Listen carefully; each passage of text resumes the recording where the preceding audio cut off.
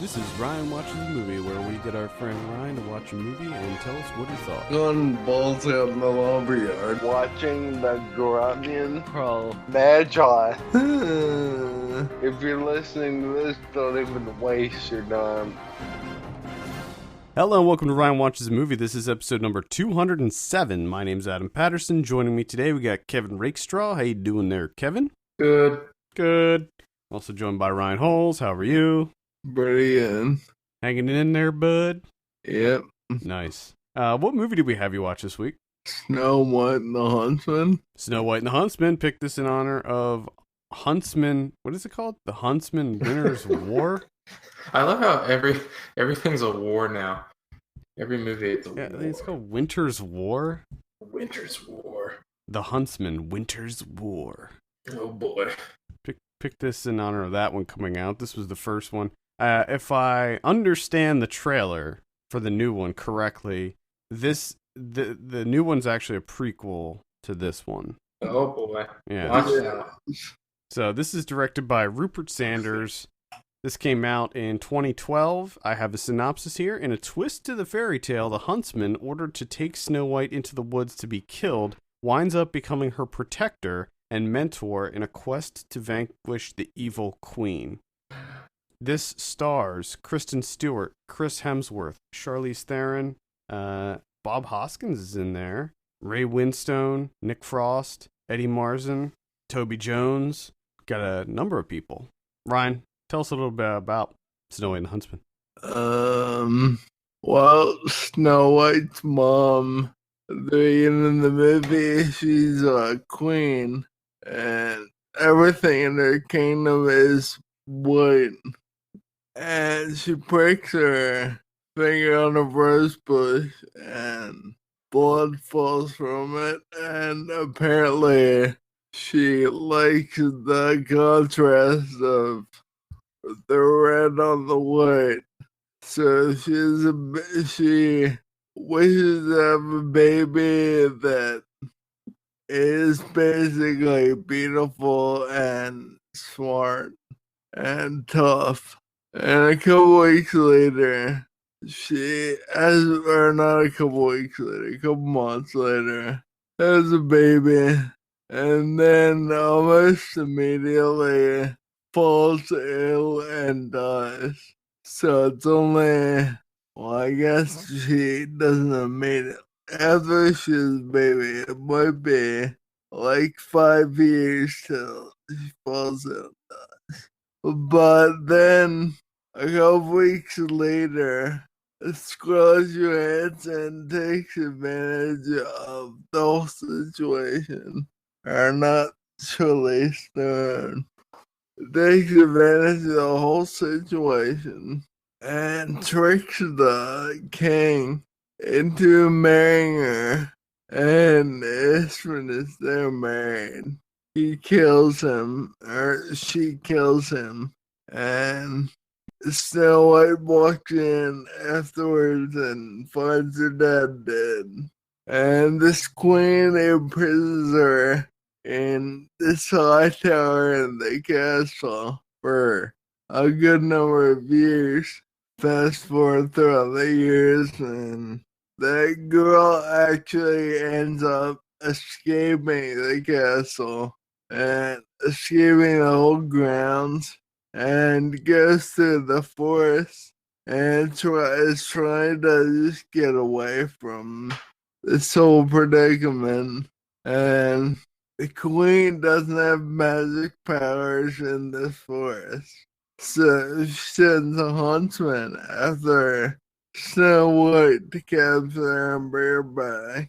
And the huntsman ends up finding her, and then they sort of team up and go back and try to kill Charlize Theron. And when they do that, they meet a couple dwarves. It's not the same number, it's not 7 dwarves this time. And if I remember correctly, the dwarves are actual normal sized people. Yeah, they are. And it's green screen to look small. Yeah. And I'm assuming it's a gimmick of some sort. I guess that's one way of putting it. You could call it a gimmick, I guess. I'm guessing they're trying to rip off the Seven Dwarfs. However, they don't really do that at all. So anyway, the dwarves find out that she's the princess, and the one dwarf is blind, so all his other senses are heightened. And he realizes that Snow White is the only one who can kill the evil queen. Not even gonna ask how he knows that. Blindy, I think it was Blindy Dwarf. It's apparently it's all to do with fair blood. Like he has royal blood in her, so she's able to kill anything magic, I'm guessing. But they eventually make their way back to the kingdom and sort of sneak their way into that. And the queen at this point, the queen has thought she killed Snow White by giving her a poison apple, but it only put her to sleep. And she wakes up in the middle of nowhere, and they attack the queen. They all rally together and attack the queen and end up killing her. And everyone lives happily ever after. Oh, great. So, what'd you think of this thing? Not cool. Not cool. But that kind of sounds better than what your usual answer. Because your usual answer is like you fucking hated it or fuck this movie. Terrible. It wasn't that awful. It was just, like I said last week, there are certain movies that I'm all about the original and possibly animated. And this whole not Seven Dwarfs thing and the whole, it just seems like they're trying to capitalize on money and make an edgier Snow White movie for older people. And it just didn't work. And now they're trying to make a sequel, which is actually a prequel. Like, just let it go, Disney. You have enough money. This actually wasn't Disney that put this one out. This was Universal. Really? I thought it was. No, I don't think so. Alright, well, either way, stop trying, assholes. Maybe that's why there weren't Seven Doors. Because it's not Disney. Probably, because if, and I could be completely wrong, but I think the whole Seven Dwarfs thing was a Disney creation. So, yeah, you're probably right about that with the dwarves. Or dwarfs, as they call them in the title. Snow White and the Seven Dwarfs. Dwarfs. This was, sadly, Bob Hoskins' last movie. This was his last credit. He's probably awesome in it, though. He was one of the dwarves, wasn't he? Yeah, he was the blind one. Myrrh? Yeah. That was Myrrh. Was Myrrh awesome? I guess. If I remember correctly, the dwarves were the best part of this whole movie, and they weren't even in it that much. Yeah, they were kind of funny at some point. I think that that's why I ended up going to see this movie, because of looking at the dwarves and seeing that it's Bob Hoskins and Ray Winstone and Nick Frost and Eddie Marsan and Toby Jones. And that's awesome. Actually, that might be a reason I like this too. Because I like when they get all shit-faced and try to do dwarf stuff. Try to do dwarf stuff. What's the dwarf stuff that they try and do? Like sing shit when they're blind. Sing tunes. Yeah. Nice. I just looked. I didn't even remember this, but I did review this movie for the site. Yeah, I was pretty sure that you saw this because I Yeah. remember you telling me. I think the main thing that I remember, maybe I'm getting this confused with another movie, but you did like there's a scene where like Charlize Theron like descends into like a pool of milk or something. Oh like yeah, that. yeah, the milk bath. That you That thought- makes you said it looked wonderful, but it didn't really make any sense whatsoever. yeah. They just showed it for no reason. Her just taking a milk bath. That's one thing that got me. It was all the stupid fucking accents. Like they all have English accents. Like we get it. You're in old England. Stop doing stupid accents. Wouldn't it, I mean, if they're all English, wouldn't it make sense that they have the English accents? Wouldn't it be weirder if they had like Southern accents? Yeah, but sometimes the dwarves aren't like not everyone in the movie has an English accent. And that immediately takes away from it. Please don't tell me Chris Hemsworth. I was just gonna. Does he do an accent? Nah, well, yeah. Well, Chris Hemsworth's not American. Of course, he would have an accent, Kevin. I mean, does he do? Yeah. Because he's not British, is he? No, he's Australian. But that's what I mean. Does he do a British accent though? No. I think he does. Does he? Does Kristen Stewart do it? Yeah, see, that's the one that I'd be more concerned about is Kristen Stewart doing an English accent. Well, the reason I didn't ask because I thought there's no way they have Kristen. I don't think they did. I don't think they had her do it. There's no way. What accent? Oh yeah. They had her do the accent? Yep. No. I don't remember that. That's a terrible idea. Yeah, I don't remember that. But at least that's pretty ridiculous though. In my review, I said Kristen Stewart plays her normal, open-mouthed self, bringing absolutely nothing to the table. Would you agree with that, Ryan? She does have an open mouth one.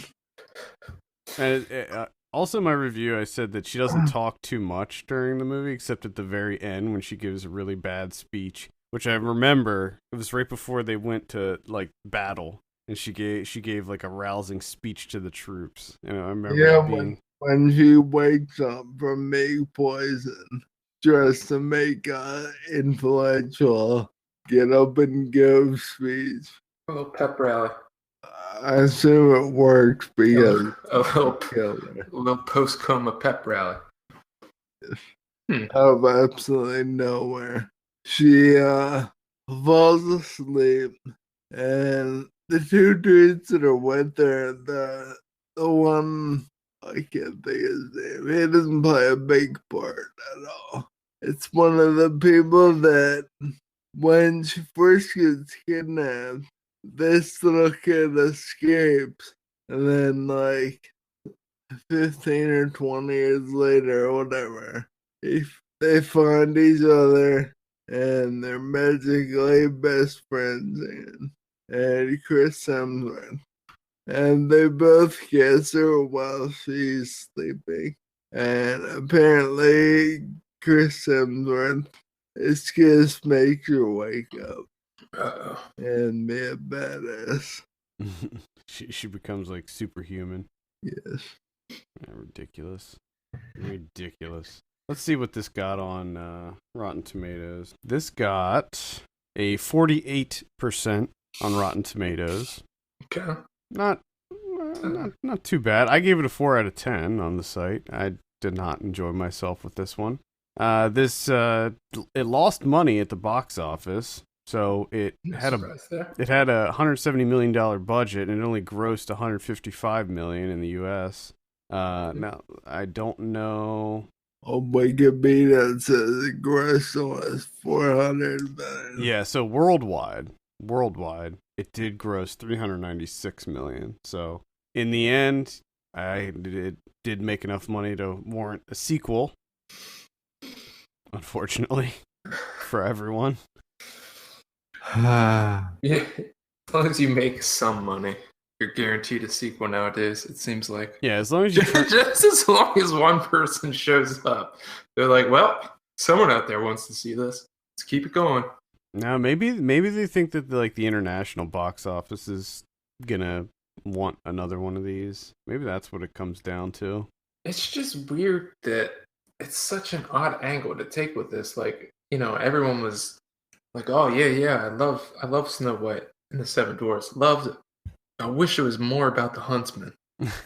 Like, I wish there were more epic battles and everything is like really dark and looks like Game of Thrones. it's like, why? Well, oddly, this year that this came out, 2012, Mirror Mirror also came out, which was also a Snow White movie that was kind of the exact opposite, where that one, while it was live action, it didn't take a dark turn. It was more like a bright, colorful version. Yeah. I didn't see that one, but that one is supposedly quite bad as well. Yeah, did not hear good things.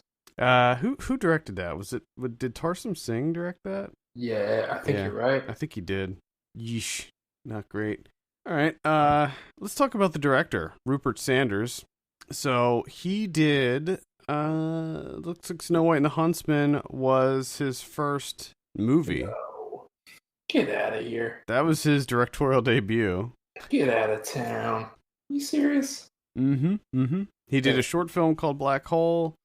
He did it says video short, How to Destroy Angels, The Space in Between. Yeah, it's a music video.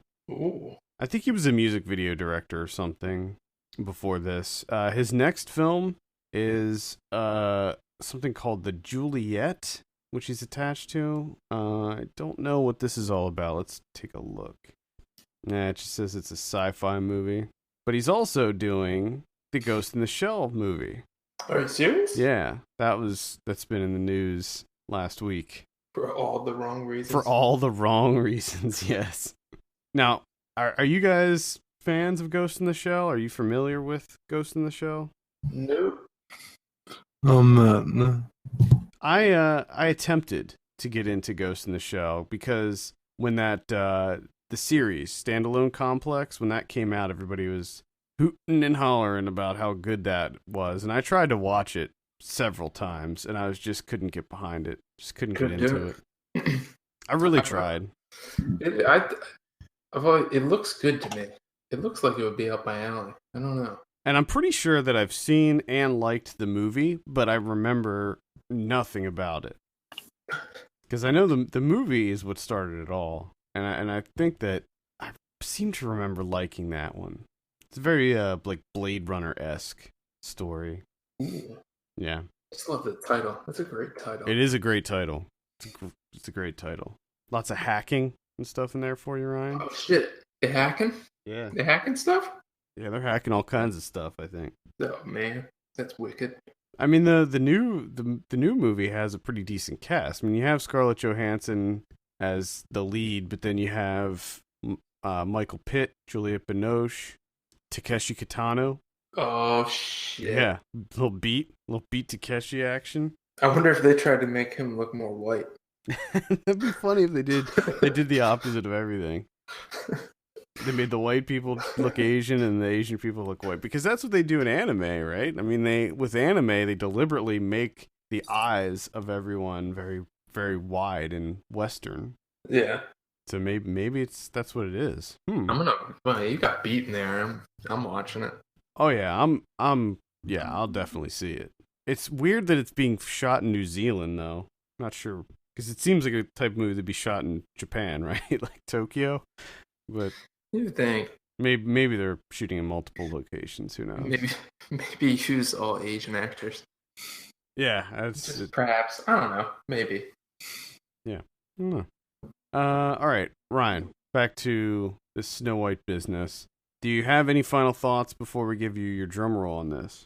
It was a little better than the rest of the other shit I've watched. It wasn't that awesome. That is a ringing endorsement right there. Sounds like completely middle of the road.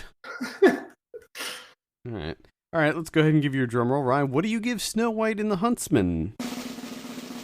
5. That is a 5 out of 10. Middle of the road. That is a manila folder, folks. Oh boy. Mm. Yeah, I remember almost nothing about it, so definitely didn't have any kind of impact on me. I saw it before when it first came out. Oh, so this is a rewatch. Yeah. Really? And I didn't remember. I mean, I remember the basic premise of the movie, but not much else. Yeah, I remember fragments. I remember it being really bad, and I didn't like anything that I was watching. And I remember when the big epic battle scene was about to begin, and I was like, oh, okay, this looks like it's going to be fun. And then, like, Kristen Stewart comes in with her sword and her shield, and I remember just being like, oh, Yep. damn it. Oh. It's weird for me because obviously certain movies I love women in, and well, I don't Certain love movies Kristen I love women in. Well, I don't love Kristen Stewart. You want to love her? She was in the movie. What's it called? Was it Pie Eaters or something like that? The Cake Eater or Cake Eaters? Something like that. So she gets a free pass for that. Oh, and so she's Charlize Theron, I normally love her, but this just didn't do it for me at all. What about Chris Hemsworth? How do you feel about him? Actually, to tell you the truth, I thought he was Liam for a long time. So I don't really care about him. Don't worry. I thought the same thing. Like for the longest time, I didn't know that there was two Hemsworths. There was two Hemsworths. I just thought it was the same person. There's actually more than two, I believe. Yeah, I think there's 3 or maybe even 4. Yeah, there's too many Hemsworths. There's a lot of Hemsworths. Too many Hemsworths. Let me see, just out of curiosity, how many of these Hemsworths there are. How many Hemsworths we got out there? How many Hemsworths are in circulation right now? It looks like there's Chris, Liam, and Luke. Ooh, okay. Luke you don't hear about Luke that much. And then there's also a Joe Hemsworth, but I don't know if he's related. I hope he is. Joe Hemsworth. Yeah, Luke Hemsworth he was in that Infinity movie. It was a pretty bad sci-fi movie, and he's in some other not so great things. Yeah. The Meg Griffin of Hemsworth. So what do you think about this Huntsman Winter's War business? No, I was kind of into this because I heard Snow White, but that has nothing at all that interests me. So you're into Snow White. You're all about the Snow White. I mean, when I was looking, I love Disney shit. So yeah, sorta. So Snow White's not even in this one. She's not even around. This is before Snow White existed. Yeah, I'm good. I don't really give a fuck what happened before then. This one has a really solid cast too. I mean, this one's got Charlize Theron, Chris Hemsworth, Jessica Chastain, Rob Brydon, Nick Frost, Emily Blunt. I mean, really solid cast, strong cast. But man, it looks so bad. Wait, are the doors in it? Well, Nick Frost is back as Nyan. I guess that's his name. That might make you watch it. Make you want to watch it a little bit. I mean, I guess Rob Brydon is also a dwarf. His name's Griff. More than likely. I'm thinking that he's probably also a dwarf. This is also going to be someone's directorial debut. The only other film he's made is Carrot versus Ninja. Short. Yes, this is Cedric Nicholas Troyan. They're not gonna have Bob Hoskins anymore. So obviously not. 7 dwarves. Well, it looks like there's only a couple dwarves in this one. They probably won't be happy about that. Well, I think that the lack of dwarves is going to be the least of this movie's problems. Yes. There's going to be many other issues with this one. Currently, this has a 17% on Rotten Tomatoes. So it's off to a good start. Yeah, 104 reviews counted so far. Oof. There is a consensus. The Huntsman Winter's War is visually arresting and boasts a stellar cast, but neither are enough to recommend this entirely unnecessary sequel. Whew. This short leads to Ryan take another mouth path. Probably. It looks like there's something going on with the mirror in this one where it's like liquid. It's like she wears the mirror or something. That's in this one, the mirror hangs on the wall, but then it transforms into a human, or not a human, a person, and that's made out of liquid. So it's like the Terminator? It's the T-1000. Actually, yes. That is a very good. Oh, God. I never thought of that, but yes. How did you go the entire podcast without mentioning that? That is the most ridiculous thing I've ever heard. Yeah, it's pretty ridiculous. So they have the mirror turn into, like, so he, like, walks and talks and shit? He, like when He's hunting for Sarah Connor. there are dogs in the mirror, it like oozes out and becomes a person on the steps. So what prompts him? How does he know when to turn into a mirror? Does I someone feel- come up to him when and he is feels like it. hey, I need a mirror? Yes, When he feels like when stretching his Shirley- legs. Can he do anything else besides being a mirror? You don't say anything. You don't even see his face. Because you would think that you would just buy a mirror instead of having a guy that can turn into it. That's just really bizarre. It seems like a lot of excess baggage, but the mirror that's where she gets her power from, is the mirror. Okay.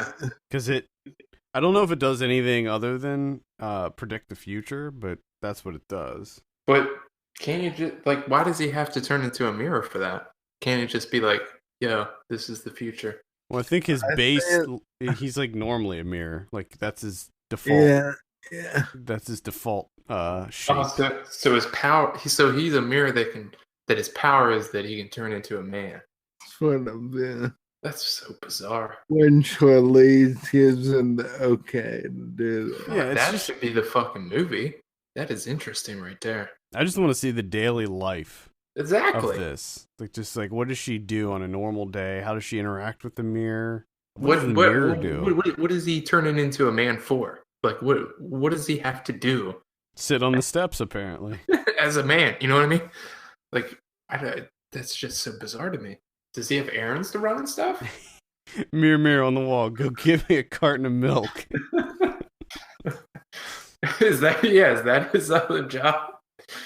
Give me a towel for my bath.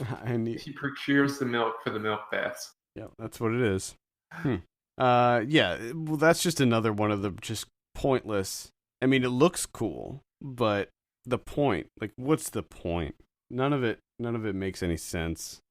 And I'm sure that's how this It does one is. look cool, but if you think about it, the Terminator in T2, when I can't think of his name.